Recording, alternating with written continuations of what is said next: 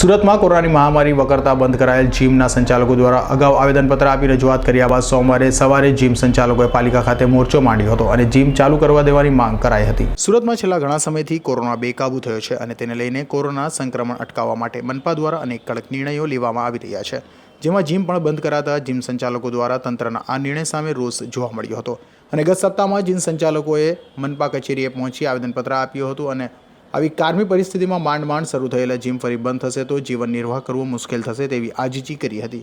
જોકે તેમ છતાં મનપા તંત્ર દ્વારા તેઓની વાત કાને ન ધરાતા સોમવારે જીમ સંચાલકોએ મોટી સંખ્યામાં મનપા કચેરીએ પહોંચ્યા હતા અને મોરચો માંડી જીમ ફરી શરૂ કરવા દેવામાં આવે તેવી માંગ કરી હતી અને જીમ સંચાલકોએ મનપા કચેરી સામે જ કસરત કરી અનોખી રીતે વિરોધ નોંધાવ્યો હતો। મારું નામ હર્ષલ પાટીલ છે।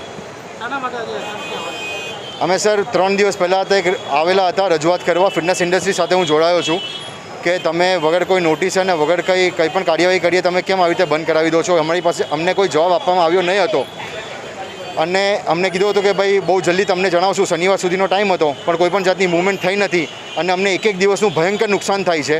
જ્યારે ઘણી બધી ઇન્ડસ્ટ્રીને શનિ રવિવારે જ બંધ કરવા દેવામાં આવે છે, સોમથી શુક્ર ચાલુ કરવામાં આવે છે, તો અમે એ રીતે પણ કરવા તૈયાર છે કે સોમથી શુક્ર અમે ચાલુ રાખીએ, સેટરડે સન્ડે બંધ રાખીએ અને અમારું જે જીમ ટાઈમિંગ હશે સવારે 6 થી રાત્રે 8 વાગ્યા સુધીનો હશે। જે રીતે 9 વાગે કર્ફ્યુ થાય છે તો અમે સરકારના દરેક નિયમોનું પાલન કરવા તૈયાર છે અને અમે કરતા જ હતા। અને જીમમાં પણ અમે ફ્લોર પર ખાલી 20 કરતાં વધારે મેમ્બરથી એન્ટ્રી આપતા નહીં હતા। સેનિટાઈઝ થતું હતું 2 વખત અને અમારામાં ટેમ્પરેચર અને ઓક્સિજન બધું જ મેન્ટેન થતું હતું, ક્લાયન્ટનું અને ટ્રેનરનું બંનેનું। આગળ રજૂઆત કરી હતી એનો કોઈ જ ખાલી એમ જ અમને કીધું હતું કે અમને ચર્ચા વિચારણા કરીને જણાવશું અને અમારી ઇન્ડસ્ટ્રી સાથે દર વખતે આવું જ થાય છે, એ અમને સમજ નથી પડતી। અને કોવિડની અંદર કે લોકડાઉન પછી એક પણ એવો પોઝિટિવ કેસ જીમમાંથી નથી મળ્યો કે કોઈ પણ હેલ્થ ક્લબમાંથી કે સ્ટુડિયોમાંથી નથી મળ્યો।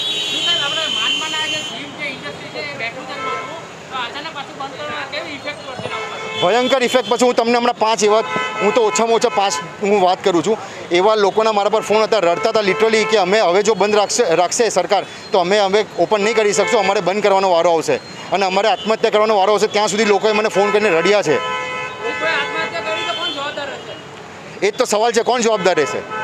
અચાનક મનપા તંત્ર દ્વારા જીમ બંધ કરાયા હોય જેને લઈને મનપા તંત્રની કામગીરી સામે જીમ સંચાલકોમાં ભારે રોષ જોવા મળ્યો હતો। Azhar Qureshi, G24 news.